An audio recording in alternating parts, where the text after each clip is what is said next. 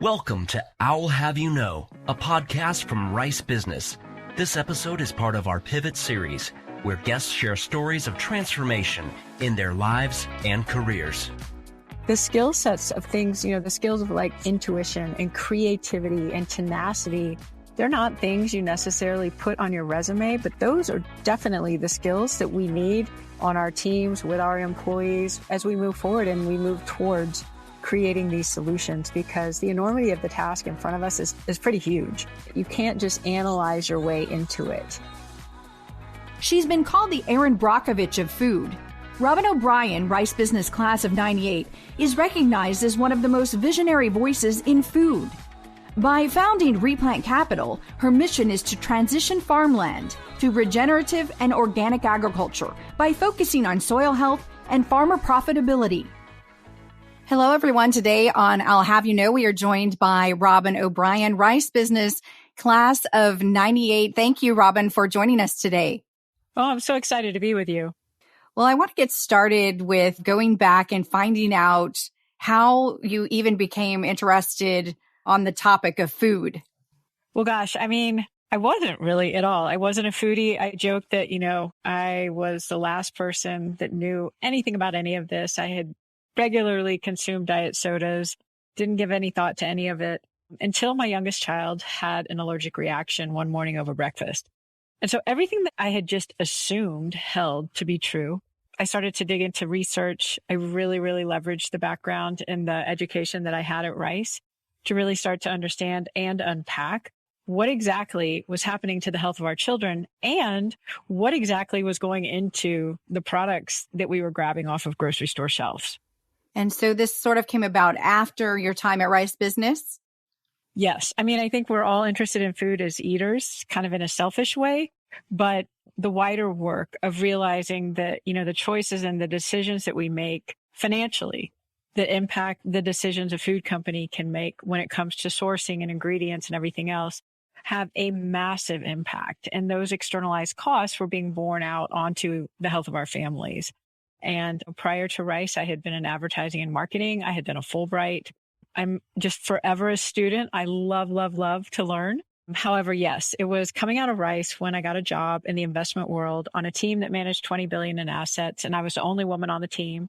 So the guys had me cover the food industry. And so it was really kind of learning the mechanics and really operationalizing the way that these companies worked, the way that this industry worked, that I really developed this incredible understanding of the industry. But again, it wasn't like there was nothing emotional about it. It was very black and white. It was very much spreadsheets. And it wasn't until I became a mother that I was able to take that skill set that I had learned at Rice, the skill set that I had deployed, in the investment industry, and then married it with the information that I was learning on the ground about what was actually happening to the health of our children.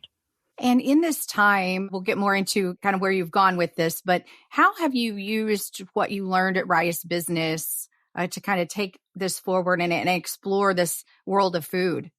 Oh my gosh, what have I not taken with me from Rice? I could not do what I do without having attended Rice Jones School. There is no way I could do what I do without having gone to Rice.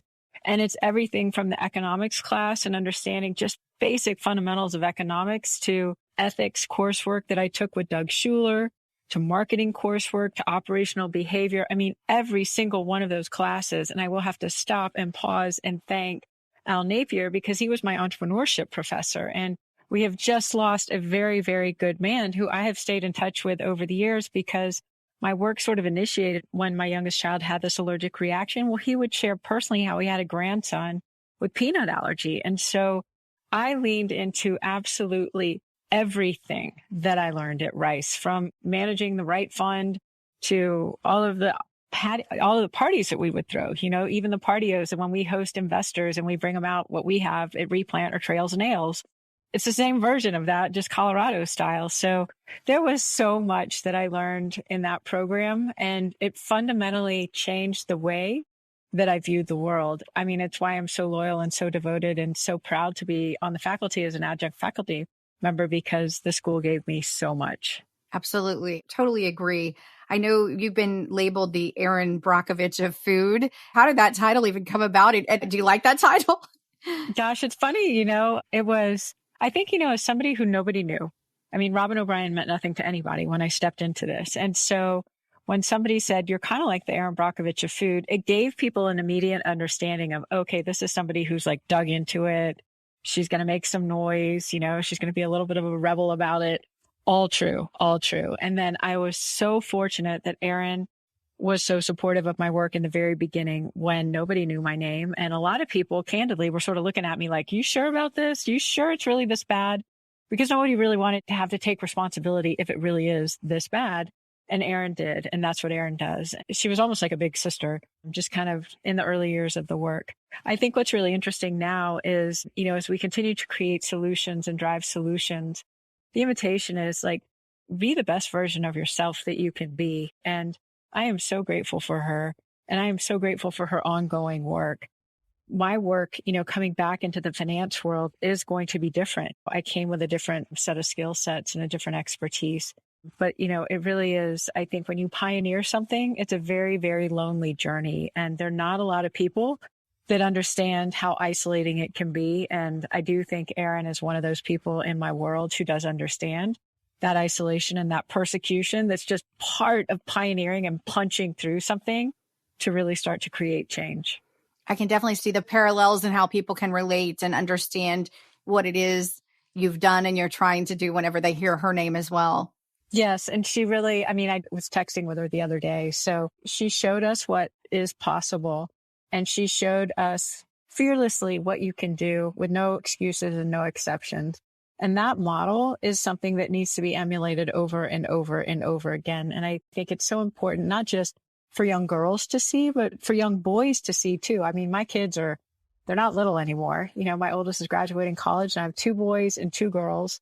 And, really for them to see what's possible, I think that is one of the most important messages for young people today is, yes, we have inherited an absolute truckload of a mess. It is just catastrophic when you start to look at some of these systems and the crises that we're confronting, whether it's agricultural, environment, water, these fires, these floods. What's happening in South Africa right now, it's catastrophic. But at the same time, the scope of opportunities in front of us to be part of that solution, to create a solution, to innovate, to drive change is also enormous. So that's where I tend to put my energy. When you're talking about a topic like food that reaches, it touches everyone, impacts everyone, where do you even start to make a difference? And was there one particular project or pivotal moment for you that you said yes, and that kind of put you on the trajectory? Yes, I would say the opportunity to give TEDx talk in Austin was really the game-changing moment, which interestingly came after my book was published. Random House published my book in 2009, and there was a very, very interesting coordinated campaign to try to kind of keep it small. We had scheduled a bunch of media in New York from, the Today Show to Good Morning America to The View. Just all kinds of interest in what we were doing. And in the 11th hour, everybody pulled out. So clearly something had happened, right at that 11th hour. So it fell on my shoulders and it was like, how am I going to do this? I'm not going to have these levers of big media platforms that we had really, had consistently heard people were really interested in what we were doing because, when you talk about food allergies or autism or cancer or diabetes, you go around the table and it touches everybody. So people were really thrilled that there was someone that was going to be really vocal on this. And then for whatever reason, all those platforms got yanked away literally right before we launched the book. So then when I was invited to do the TEDx talk in 2011, and that came through I grew up in Houston, so old friends in Houston that knew the organizers who, were willing to sort of stake their name and reputation on who I was, as a whistleblower. What's fascinating, and it was an incredible lesson for me, for my team, for the kids, is, when something goes viral, you have no control at all of that thing going viral. And so when that TEDx posted online, we just started to watch it tick. And it's pretty terrifying when you see that start to happen. And I knew I was challenging a really big industry. And it was a CEO inside of Nestle. He was the head of Nestle's frozen food division. And within, a couple of days of that thing being posted online, I had this email from this man and he said, you can say things I can't say. I need you to come and sit down with my team. I know we're going in the wrong direction. And, from that moment on, I knew we were going to be okay. He is still a very dear friend. I just recently connected with him again a couple of months ago. But it was really from that moment on that I knew we were going to be okay. You've talked a little bit about listening to your intuition, but then you've also, obviously being a Rice business student, you've got analytics too. How do you marry the two in your work and listen to that gut, but yet at the same time kind of look at data and be able to analyze it? Yeah, that's a really, really great question and so important. And I'm so glad you picked up on the intuition. It's something that I think is such an important skill that is not recognized enough for the value that it brings. Can it be everything? No, you need to do the analysis too. So I try as much as possible to be unbiased in my own approach. I try as much as possible to play the devil's advocate on whatever assumption I take, because I've had to stand on that front line when I have had people try to literally assassinate me for the message that I was bringing forward. In order to be able to do that, you have to have done your homework. You can't just say, hey, I have a gut feeling about this, hope it works out. You have to have the data too. And so, the opportunity is to really marry that gut feeling, that intuition with the analysis. And I think the analysis by itself is equally as weak as the intuition by itself. There's a lot to be said for both. And as we move towards, creating solutions for a lot of these environmental crises and problems that we're seeing, the skill sets of things, the skills of like intuition and creativity and tenacity, they're not things you necessarily put on your resume, but those are definitely the skills that we need on our teams with our employees as we move forward and we move towards creating these solutions, because the enormity of the task in front of us is pretty huge. You can't just analyze your way into it. There has to be a lot of innovation. There has to be a lot of creativity. And a lot of that spark can come from things like intuition. Is it difficult to maybe watch the pace of change? Obviously, critics of any industry are, want it to happen quickly. That's not always reality, as change can be slow. How do you process that? And maybe what's your advice even to those who are waiting to see changes in the way, food is processed or harvested or presented or however you want to package it? Yes, that's a great question too. So I would say, I think about what's the story I want to tell at the end of my life? What does that story look like? And every day, am I working towards that story? And, you're right. Some days it's just you take huge leaps and you've got these amazing inbound emails and these amazing conversations or meetings. And then you can go for a week where it just feels like it's stalling and that there's fear in different groups or organizations you may be working with. And so again, to really understand the psychological component here is really important. Whether I'm working with the CEO of a multinational food company, if I can feel fear start to set into that person, I know I've got to do a psychological wraparound. And what we see when we create anything that's new or beautiful, like a building, is there's a supportive scaffolding that goes around it as that new thing is created. And the same thing is required for us as leaders. And so a lot of the work is, what does this person need wrapped around him or her right now to grow into the leader that we need inside of that organization?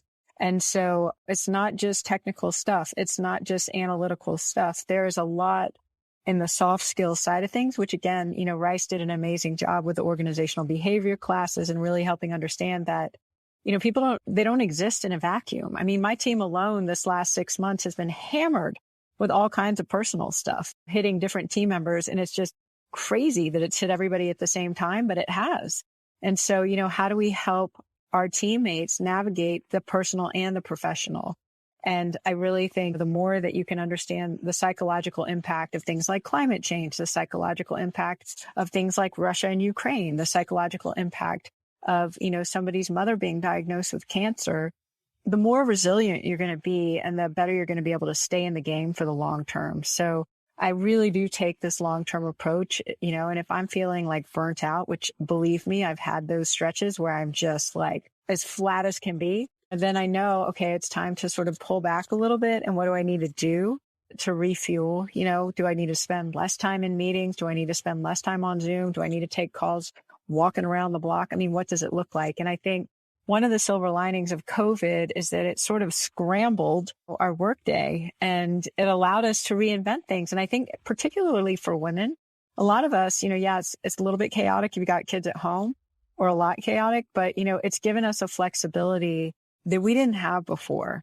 And consistently, we're doing the analysis as a team as we come out of this pandemic, what do we want to go back to? And nobody wants to go back to 5 days in the office. Nobody wants to do that. So again, grace and flexibility, the art of listening is so important. I think that is a lost art, is to really try to listen and hear what people need, hear where they're afraid, hear where they may feel insecure, hear where they may have a hesitation, and really understanding, that beyond the technical, what is required for somebody to absolutely excel in the opportunity at hand. And when you look at, some of the things you were just discussing and the different generations, do you find the perception is maybe different, or is it all the same? That's a great question. No, the generational difference is very real. We're experiencing that on our team. And for a younger generation that is completely defined by work output, it's going to feel really different when you have 3 co-founders who are in their 50s, like Replant has. And so it's really, how do we honor both? And how do we take the wisdom of the older members of the team and marry it with this passion and this incredible tenacity that's present, with people that are first stepping into their careers? And it's a dynamic, again, that requires a lot of compassion, and it requires a lot of listening so that people feel seen and heard in their roles, and that they understand that everybody is contributing, towards this higher goal. And when you were younger and coming up, who were your mentors, and did you have many female mentors? No, I do a lot of mentoring of younger women because I did not have a female mentor. I now have women that I work with who are like sisters. There's a real sisterhood in the fortitude that's required, women stepping into some of these industries and some of these businesses. I think a lot of reasons that women have imposter syndrome is because these systems were not created for us. They were not designed for our leadership. They were not designed for our roles as mothers. And so, of course, there's imposter syndrome because guess what? You weren't actually the person they had in mind when they were creating the C-suite executives and the board of directors. Thankfully, companies like Goldman Sachs are starting to say, any company we take public has got to have at least one woman or person of color on the board.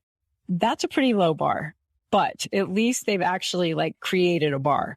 And so, again, how can we accelerate this change? I don't think we're going to get where we want to be in the food industry, the financial industry, any of these industries until we have that diversity of representation. We are so much more resilient. We are so much more robust when we have that diversity of governance. It's so critical. To me, it's just fundamentally critical to the success of an organization that diversity is represented. And because I didn't have that mentoring, I'm so generous in being able to offer that back because there are so many little things that you can learn and understand and do. And then I also think for women, our ag secretary here in the state of Colorado, we had lunch, a couple of weeks ago, and she was asking questions about the timing of when she wants to have her kids. And that's a question, one mother to another mother. And so, to be able to offer that sounding board even, or that support, or just be able to reflect a little bit, it's enormous as we navigate this together. Well, let's dive into Replant Capital and talk a little bit about why you formed it, what it's doing. Oh, yes. I mean, we're so excited about what we're doing, and I'm so proud of this team. We really saw a need, a space that was just empty. And, what was happening was that the food industry, consumers were waking up and trying to find food that was free from all this artificial stuff. Unfortunately, in the U.S., we don't grow enough of that. And 85% of consumers are buying organic. 75% of grocery store categories carry organic, but only 1% of U.S. farmland is organic. I mean, it doesn't take any kind of PhD to recognize that math doesn't work, So what's happening? So we're importing all this stuff. There's no real way to verify if it actually is organic. The environmental impact of those imports is huge. We're not growing what Americans want to eat, so it leaves the farmers vulnerable. We're not using and stewarding the land in a way that's responsible for food security in the U.S. So it's you look at that and it's wow. You can say this is a huge mess, or you can say this is a huge opportunity. So as we sat down with the food industry and we were look, your consumer now is changing, towards these choices of free from and organic. Your supply chain isn't there. What are you doing?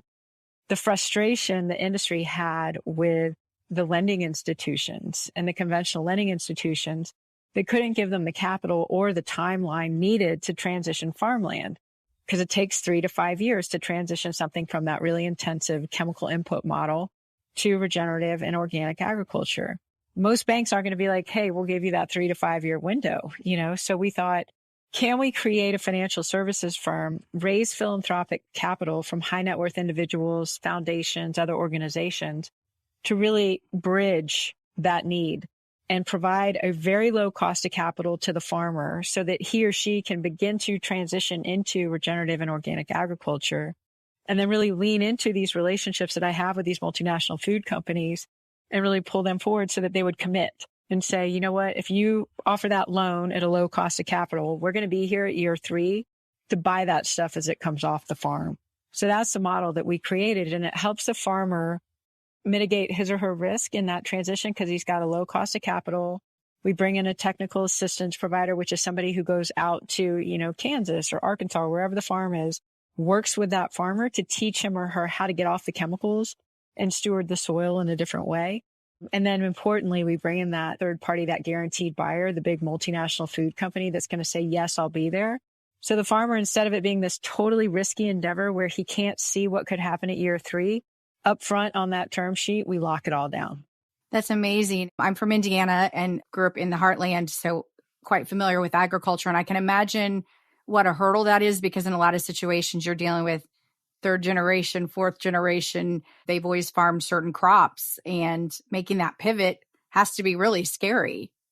Yeah. And that's why for us, it had to be a financial thing. We wanted to take that farmer in Indiana. And I have a podcast with a farmer in Indiana on Thursday night. We want to take that farmer in Indiana and make him successful, period. And then that just sells itself. And if he's got a new, Ford 150 in his driveway and the other guys are like, what are you doing? Who are you working with? And he can tell the story and he becomes the ambassador. So you have to make it an economic proposition. Like, we're not out there trying to convince farmers of climate change. We're not out there trying to convince them that this is better than this. Financially, this is the smartest decision they can make, because as they get off the chemicals, their debt levels go down. They're taking out more and more debt every year to finance the purchase of those chemicals. And farmers now carry $426 billion in debt. So what's happening on those farms that, yes, are 3rd and 4th and 5th generation, is the younger generation is like, sorry, Dad, I don't want to do this. I don't want to be around the chemicals, and I don't want to take on that debt, because they've seen what that debt has done to their dad. And so, you got to look at the whole model. And again, it's like total cost stuff, it's system thinking, it's all things rice. You got to look at that whole model and say, if we can break the addiction to the chemicals and bring those debt levels down, is that younger generation more willing to step onto the farm? And 100%, that's what we're starting to see. So, those 3rd and 4th and 5th generation farmers that are standing on those fields that they've treated with chemicals for 20, 30, 40 years, they know those fields are damaged. They know that soil isn't healthy. They know that soil is not holding water. And so as you transition off of those chemicals and start to really steward the soil and take care of it in these regenerative ways, the ability for soil to hold water, the ability for soil to hold carbon, the ability for soil to hold nutrients comes back. And so there's a sense of pride in that participation that we're also seeing. And it's amazing, because then once you got a farmer that has transitioned his fields, and, I had a call last week with a chicken farmer in San Diego, the images of those fields are stunning, and it completely sells itself. When you take a field that has been totally mistreated with chemicals, transition it to regenerative agriculture, you go from something that just looks like the Dust Bowl to something that is just vibrant and green and healthy. And I think you can't put a number on that pride. And then for that to also be like the economically viable, smarter financial decision, we just are behind the scenes supporting the farmer, and we allow that to sell itself. What would you say is maybe your biggest success? Is there something that you accomplished that you just say that was the moment I knew, wow, I had really changed the conversation? Gosh, that's a good question. I've had a lot of moments like that, thankfully, in the last 10 years. I mean, that call from the CEO of Nestle after that TED Talk was one of those moments, to know that we are providing capital to the farmer that's going to grow the first regenerative organic certified tomato ever in Campbell's soup product line, and that Campbell's is going to roll out its first ever regenerative organic certified product because of a loan that we've deployed to a farmer. That's another one of those moments. Candidly, to have the team that we have, I adore our team, and part of my hustle is just to ensure that the team has what it needs. I have moments where I was so isolating for so long, and I was sort of a solo entrepreneur for so long, that the joy of working with a team and being able to support these incredible individuals on my team is something I don't take for granted ever. I'm grateful for that every day. I've been asked to serve in policy positions at the USDA. I've stayed very focused on the impact that we can make in the private markets. I wouldn't rule out policy, longer term. I really enjoy policy, which is not something I ever expected to enjoy or look for, but I love the intersection of business and policy. And I think it's fascinating. And again, another opportunity to have more women in leadership would be tremendous. There've been so many times where I've been standing on a farm in Nebraska or Iowa or somewhere, and I've just thought, I wish I could pack up every member of Congress and get them out here to see what we are seeing, because they're voting on things like the Farm Bill, and I don't think they have a deep enough understanding of what they're actually voting on. So, there's a lot of education that's required in the process, and it really is a lifetime of work. So, knowing that it's not something we're going to fix in the next 5 years, that this is truly a lifetime of work. And speaking of that lifetime of work, as you look ahead with Replant Capital, do you have maybe a milestone that you would say, this is really what I want to accomplish in my body of work over the next few decades? Yeah, that's a great question too. I would say that on our platform, the first fund is a soil fund to really deploy capital to farmers to transition their farmland. The second fund is going to be an ag tech fund, because clearly there's so much emerging in that space and it's fascinating. Everything from soil diagnostics to things like Fitbits for cows. I mean, the scope of ag tech is amazing. The third fund on the platform will probably be an infrastructure platform. Personally, I would love to see a fund that supports female farmers and ranchers. And, really that is very female focused, because it's a category and a group that's so discriminated against. Same with farmers of color. And I would hope that over the next 20 years that my work has financially lifted the livelihoods of the female farmers. Great goals and fascinating speaking with you. Is there anything I haven't asked you that you'd like to touch on today? And the only thing that I would add is that fear is part of the process. So when it comes in and it tries to sort of wrap you up in its giant like black hug that fear does, it's like, you got to just talk to it and be like, hey, here you are. Of course you're here right now. I'm about to step into a huge change, and understand that it is a companion on this journey. So when it shows up, you're actually stepping towards a big breakthrough moment, because you're stepping out of your comfort zone. That's when fear shows up. And so I've learned to recognize fear as sort of this companion that's on this journey with me.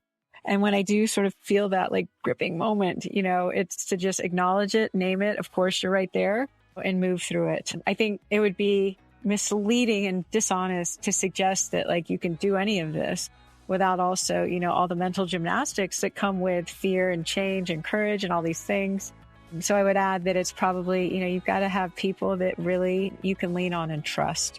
And it doesn't need to be a big group. In the beginning of my work, it was a very, very small group of people. But really, those people are really important, which again is why I do the mentoring, because I've had people step into my life in that capacity, and it just completely changed my life. And so if I can serve in that capacity for others going forward, absolutely. It's my way to say thank you. Great advice and a great perspective. Robyn O'Brien, we thank you for joining us today on I'll Have You Know. Thank you for having me. This has been I'll Have You Know. Thanks for listening. You can find links and more information about our guests, hosts, and announcements on our website, business.rice.edu.